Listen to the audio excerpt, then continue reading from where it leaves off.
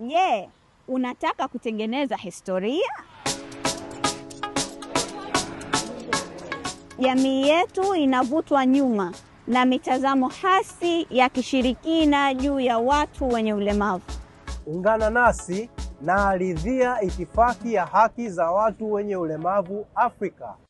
Ni mfumo wa kisheria unaozungumzia hasa ubaguzi na ukosefu wa usawa wanaokabiliana nao watu wenye ulemavu barani Afrika. Itabeba haki za watu wenye ulemavu nchini kote na ndani ya bara la Afrika.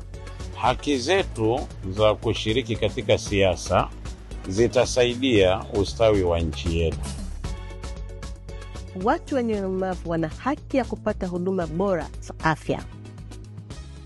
Tunapoweza kudai haki zetu, watoto wetu wenye ulemavu wanaweza kupata elimu na kushika nafasi zao stahiki katika jamii. Tunapoweza kudai haki zetu, tunaweza kufanya kazi, kuendesha biashara na kuchangia ukuaji wa uchumi wa Tanzania. Itifaki hii itatufaisha sisi sote. Tushirikiane kukuza mitazamo chanya kwa jamii ili kupunguza unyanyapaa. Tupo karibu sana na alama ya mafanikio. Sasa ni muda wa kuja pamoja na kutengeneza historia. Ridhia ADP sasa!